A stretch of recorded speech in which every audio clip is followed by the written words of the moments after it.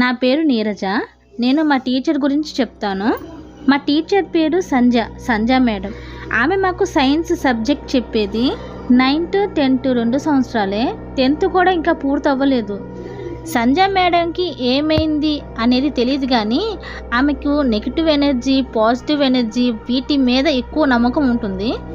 మాకు పాఠాలు చెప్తూ కంట్రోల్ కోల్పోయి ఎక్కువ నెగిటివ్ ఎనర్జీ, పాజిటివ్ ఎనర్జీ ఇవే ఎక్కువ చెప్తూ ఉండేది. నేను 9th క్లాస్ చదువుతున్నప్పుడు జాయిన్ అయింది ఈ మేడం. ఫస్ట్లో ఈమె చెప్పే టాపిక్ గురించి మాకు కొంచెం నాలెడ్జ్ లేదు కాబట్టి ఇంట్రెస్ట్గా వినేవాళ్ళం. రాను మాకు వాటి గురించి వింటుంటే భయం వేసేది. అంటే ఎగ్జాంపుల్గా ఒకరోజు మా క్లాస్ రూమ్లో చాలా తక్కువ మంది వచ్చారు. ఎక్కువ మంది ఉంటే అల్లరి చేస్తూ ఉంటాం, తక్కువ మంది ఉంటే చాలా సైలెన్స్గా ఉంటుంది కదా క్లాస్ రూము. ఆ రోజు క్లాస్ రూమ్ అంటే చాలా సైలెన్స్గా ఉంది. మేడం రాగానే అది గమనించి, ఏంటి క్లాస్ రూమ్ మరి ఇంత సైలెన్స్గా ఉంది, సైలెన్స్గా ఉన్న చోట నెగిటివ్ ఎక్కువ తిరుగుతూ ఉంటుంది, నాకు నెగిటివ్ ఎనర్జీ అంటే చాలా భయం, ఈరోజు నేను క్లాస్ చెప్పనని చెప్పి వెళ్ళిపోయింది. లిటరలీ మా క్లాస్ రూమ్లో ఉన్న వాళ్ళకి ఏం అర్థం కాలేదు, మా మేడం ఎందుకు వచ్చింది, ఎందుకు వెళ్ళిపోయింది. సరే, ఇది ఇలా ఉండగా ఒకరోజు సైన్స్ క్లాస్, సంజ మేడం క్లాస్ చెప్తుంది. అయితే మా ఫ్రెండ్ కళ్ళు ఎర్రగా ఉన్నాయి. అది గమనించిన మేడం రాత్రి సరిగ్గా నిద్రపోలేదా అని అడిగింది మా ఫ్రెండ్ని. లేదు మేడం, రాత్రంతా ఊకే మెలకు వస్తుంది, పొద్దునేమో ఒళ్ళంతా నొప్పులు అని అంది. అది జ్వరానికి ముందు వచ్చే సూచనలైనా అయ్యుండొచ్చు, లేదా లేడీస్ ప్రాబ్లం అయినా అయ్యుండొచ్చు కదా. మీ ఇంటికి గాలి వచ్చిందేమో, అదే నిన్ను లేపుతుంది అని అంది. నాకు ఫస్ట్ నుంచి మేడం మీద డౌటే, మేడం ఏంటి ఎప్పుడూ ఏదోలాగా మాట్లాడుతుంది అని అనుకుంటూ ఉండేవాళ్ళం మేము, మా ఫ్రెండ్స్. ఒకరోజు పాఠం చెప్తూ మేడం అలా ఉండిపోయింది. ఏం చూస్తుందో ఎవరిని చూస్తుందో తెలియదు, ఒకే వస్తువు మీద అలా చూస్తూ ఉండిపోయింది. ఒకసారి పాఠం చెప్తూ గట్టిగా అరిచి వెళ్ళిపోయింది. ఆ అరుపుకి అందరూ ఉలిక్కి పడ్డారు. క్లాస్ రూమ్లో ఉన్న టీచర్లు అందరూ బయటకు వచ్చారు. ఏమైందని ఒక్కొక్కరిని అడుగుతున్నారు. మేము మిగిలిన మేడమ్స్కి చెప్పాము, ఈ సంజ మేడము పాఠం చెప్తూ గట్టిగా అరిచింది, దేని చూసి అరిచిందో తెలియదు మాకు అని. వెంటనే సాఫ్ట్ రూమ్లో మీటింగు. ఆ మీటింగ్లో సంజ మేడంకి వార్నింగ్ ఇస్తున్న ప్రిన్సిపల్. ఒకసారి లంచ్ టైంలో లంచ్ బెల్ కొట్టారు. అప్పుడు లంచ్ బాక్స్ తీసుకొని లంచ్ తినడానికి నేను కిందకి వెళ్తుంటే అప్పుడు సంజ మేడం ఎవరితోనో ఫోన్లో మాట్లాడుతున్నారు.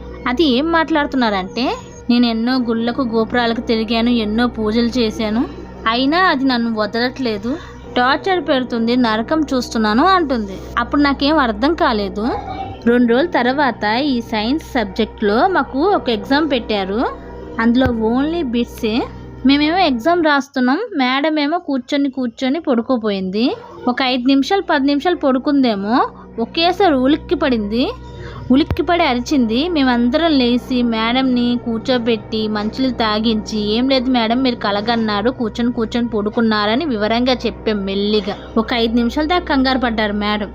కళ్ళలో ఎవరో తరుముతున్నారంట, లాస్ట్కి పట్టేసుకున్నారంట. ఆ పట్టేసుకున్నప్పుడే నేను లెగిసానమ్మా, 4 రోజుల నుంచి ఇదే కళ, రాత్రి నిద్ర ఉండట్లేదు అని మాకు చెప్పింది మేడం. ఈ మేడంని అందరూ వింతగా చూస్తారు, వెనకాల మేడం గురించి చెప్పుకొని నవ్వుకుంటూ ఉంటారు.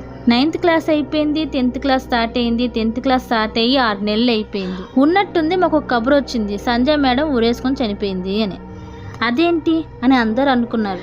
మెంటల్ ఇష్యూస్ ఉన్నాయని కొందరు అన్నారు, మరి కొందరేమో ఈ అమ్మాయి మీద చేతబతి చేశారు, యక్షిని ఏదో ఆత్మని అంటించారంట. ఆ ఆత్మ ఈ సంజ మేడంని బాగా టార్చర్ పెట్టి చనిపోయే విధంగా చేసిందంట. అది ఎవరు చేశారు, ఎందుకు చేశారు మాకు తెలియదు, కానీ ఎక్కువ శాతం మంది అయిన వాళ్ళే చేశారు అని అంటున్నారు. ఎందుకంటే ఈ మేడం వాళ్ళ డాడీ చనిపోయారు. ఈ మేడం వాళ్ళ డాడీ చనిపోయిన 6 నెలలకి వీళ్ళ అమ్మగారు కూడా చనిపోయారు. ఈ మేడం వాళ్ళ అమ్మగారు చనిపోయిన 3-4 నెలలకే వీళ్ళ అన్నయ్య వదిన కారు యాక్సిడెంట్లో చనిపోయారు. తర్వాత ఈమె 5 నెలలకు ఊరేసుకొని చనిపోయింది. అన్ని చావులు ఒకేసారి చూసేసరికి మెంటల్గా డిస్టర్బ్ అయిందేమో అని నేను అనుకుంటున్నా. మా క్లాస్ రూమ్లో జరిగేవన్నీ ఒకసారి రివైండ్ చేస్తే ఆ మేడం ఉన్నది లేనట్టు, లేనిది ఉన్నట్టు ఊహించుకుంటుందేమో అని నా అభిప్రాయం. కానీ ఒకరోజు ఇంటికి వెళ్తుంటే మేడం నన్ను పిలిచినట్టు అనిపించింది. వెనక్కి తిరిగి చూశాను, కానీ మేడం ఏం కనిపించలేదు. కానీ ఆ రోజు రాత్రి నుండి నాకు నిద్ర పట్టట్లేదు, ఎవరో ఏడుపు వినిపిస్తుంది. మంచం కింద నుంచి వినిపిస్తుంది, కానీ కిందకు చూస్తే ఎవరు ఉండరు. పక్కన ఎవరో పడుకున్నట్టు అనిపిస్తుంది, కానీ లెగిసి చూస్తే ఎవరు ఉండరు. ఎవరో నాతో మాట్లాడుతున్నట్టు, నా చెవులో గుసగుసలు ఆడుతున్నట్టు వినిపిస్తుంది, కానీ ఎవరు ఉండరు. ఈ మాటలు నాకు తప్ప మా ఇంట్లో వారు ఎవ్వరికీ వినిపించదు. నాకు ఒక 10 రోజులు అనుకుంటా ఇలాంటివే జరుగుతూ ఉంటే చూసి నేను మా అమ్మకి చెప్పాను. మా అమ్మ ఆంజనేయ స్వామి గుడికి తీసుకెళ్ళి తాయెట్టు కట్టించింది.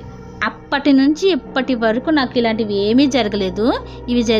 ఇదంతా జరిగి 15 సంవత్సరాలు అవుతుంది. ఇప్పుడు నాకున్న డౌట్స్ ఏంటంటే, సంజయ్ మేడం ఉన్నది లేనిది ఊహించుకుంటుంది అని అనుకున్నా, మరి నాకు జరిగింది ఏంటి?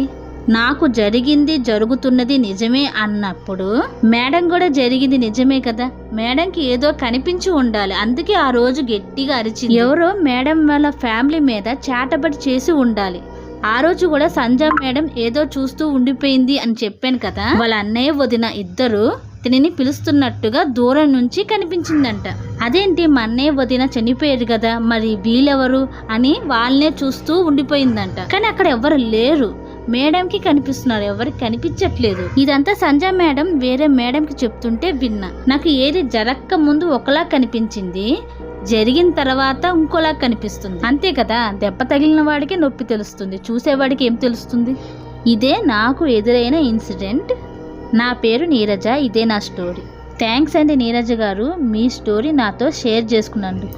దీని గురించి నేనేం మాట్లాడతాను? నీరజ చెప్పింది నిజమే కదా, దెబ్బ తగిలిన వాడికే తెలుస్తుంది నొప్పి, పక్కనున్న వాళ్ళకి ఏం తెలుస్తుంది? ఇప్పుడు మన చుట్టూ ఉన్న వాళ్ళు ఎలా తయారవుతున్నారంటే, మనం కొంచెం పచ్చగా కనిపిస్తే చాలు ఓర్వలేరు, కొందరు డబ్బు ఎక్కువ ఉంటే ఓర్వలేరు, కొందరు పేరు ఎక్కువ ఉంటే ఓర్వలేరు, మరికొందరికి పచ్చ కనిపిస్తే చాలు ఓర్వలేరు.